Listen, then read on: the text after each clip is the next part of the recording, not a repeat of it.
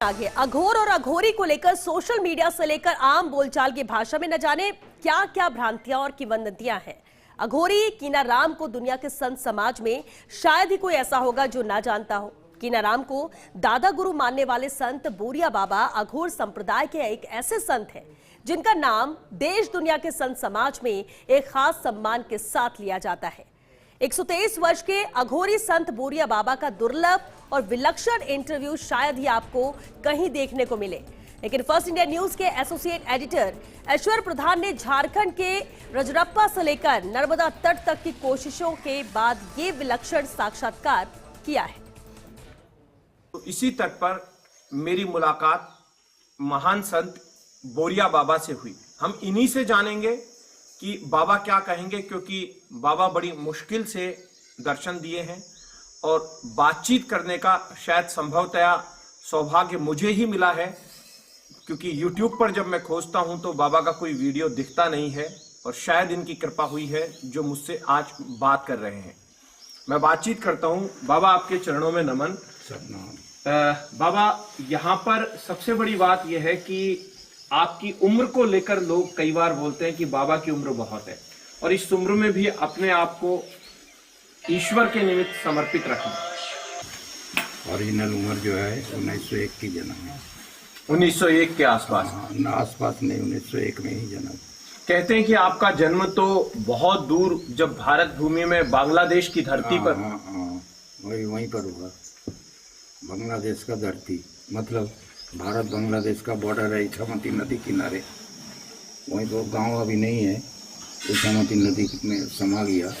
तो आपने इतना लंबा समय देखा, आपने वो दौर भी देखा जब अंग्रेजों का जमाना था और आज का दौर भी देखें। भारत में कितना परिवर्तन आया? भारत में परिवर्तन यही आया कि जितनी हमारे यहाँ पर प्राकृतिक ऐश्वर्य था।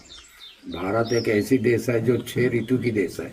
विश्व में कोई ऐसी देश नहीं जहाँ 6 ऋतु है। यह हर 3 महीने में ऋतु परिवर्तन होता है। हर 10 किलोमीटर में यहाँ भाषा का बदली होता है।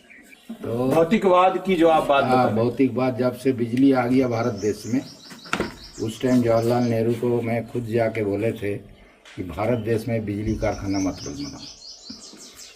पहला बिजली कारखाना जो है अंग्रेज का शासनकाल में आया था। उन लोग जनरेटर ले आया था और जनरेटर से चलाता था पेट्रोल डाल डाल के, उनके काम के लिए, सरकारी काम के लिए। पब्लिक को अब सप्लाई नहीं होता था, लेकिन पब्लिक को सप्लाई करने के लिए इन लोगों ने पहला बोकारो थर्मल बनाया झारखंड में, जो क्या झारखंड में थर्मल प्लांट बनाया बोकारो। तो वहाँ और यहाँ आप वहाँ से आजकल इन दिनों यहाँ भी आ जाते हैं प्रवास में, आप पूरे देश भर में कहीं भी चले। कोलाहल हो गया है राजरप्पा में, काफ़ी कोलाहल हो गया है। ठीक है, माइक बाजा दुकान, तो इस कोलाहल में ध्यान नहीं लगता है, इसलिए हमको शांति जगह के लिए यहाँ आए हैं।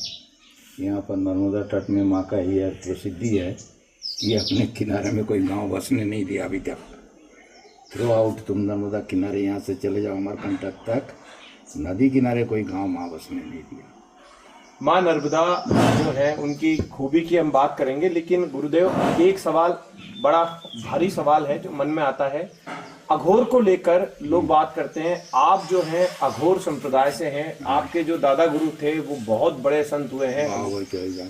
तो अघोर को लेकर किस तरीके की एक संदेश देना चाहेंगे लोगों को, क्योंकि अघोर को लेकर लोग अनायास कुछ भी सोचते हैं। मतलब है जिसको भगवान में आस्था और ध्यान लग गया उसी को अघोर बोला जाता है। जिसको ध्यान लग गया भगवान में और कुछ उसको दिखाई नहीं देता है, कौन क्या है, क्या मुझे चाहिए, क्या लेना है, क्या देना है, उसको पता नहीं चलता।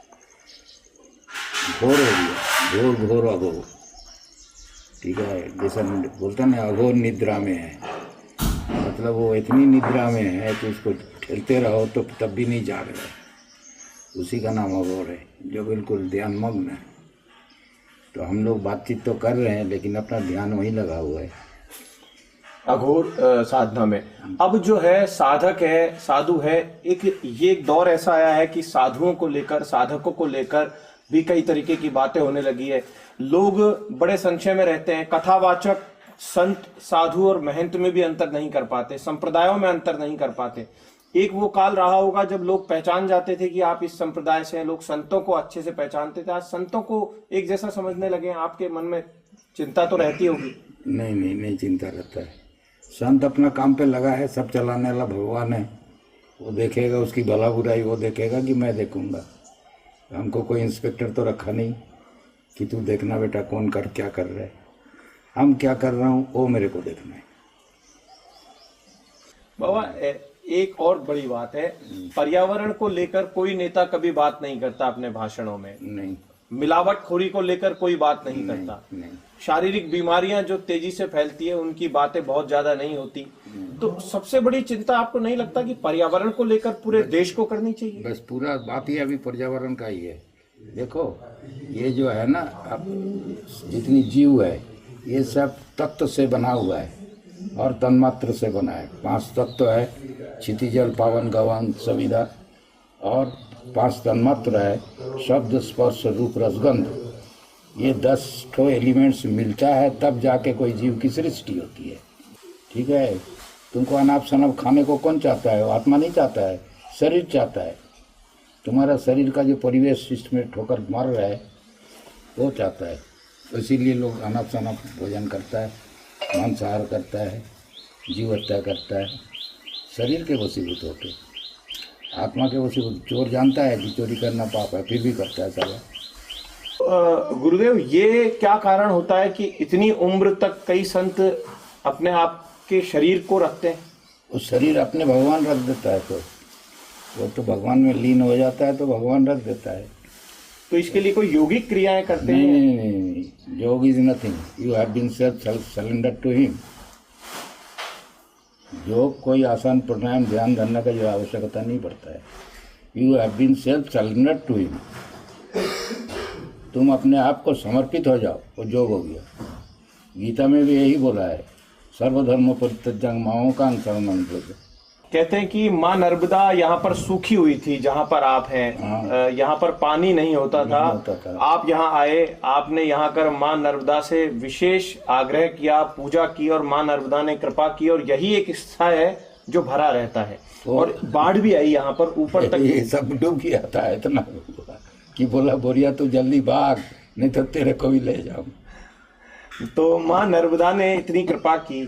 तो ऐसे साधु संत जो हैं, क्या माँ नर्मदा के अलावा ऐसे आप हिमालय भी रहे? हिमालय को लेकर के बताते हैं कि 12 साल आपने 14 साल तपस्या की वहां पर। नहीं, उससे भी ज्यादा रहे हैं। ज्यादा? तो आप वहाँ बिना पानी, बिना हवा? हाँ, बिना हवा तो ऑक्सीजन तो मिलता है, लेकिन लेकिन तो भोजन वगैरह इतने साल तक नहीं? और जिसको रखना होता है, देखो जीव जो है ना, ये भगवान का सृष्टि और अंतर्गत है, उनको रखने का होता है, तो उसको कुछ नहीं चाहिए, फिर भी वो जिंदा रहेगा। इतनी उम्र में, जब उम्र 120 साल को क्रॉस कर जाए और उस दौर को देखा हो और आज के दौर को देखा हो, तो उनका तजुर्बा है वो युवा पीढ़ी तक पहुंचना चाहिए। क्योंकि मैंने कुछ वर्षों पहले जब देवराहा बाबा का प्राचीन वीडियो देखा था, बहुत पुराना वीडियो था, 90-92 के दशक का, तो वो वीडियो आज भी यूट्यूब पर मिल जाता है। तो मेरा मन किया कि बाबा का भी ऐसा वीडियो हो और बाबा के साथ भी ऐसा संवाद बने, तो शायद लोग भविष्य में इन्हें भी देख पाए यूट्यूब के माध्यम से। मैं अगली बार फिर किन्हीं विशेष प्रश्नों के साथ फिर बाबा के सामने हाजिर होऊंगा, और आपके कई सवाल ऐसे भी होंगे जिन्हें आप जानना चाहते हैं। मैं बाबा से वो सवाल भी करूंगा आपके लिए। तब तक के लिए नमस्कार।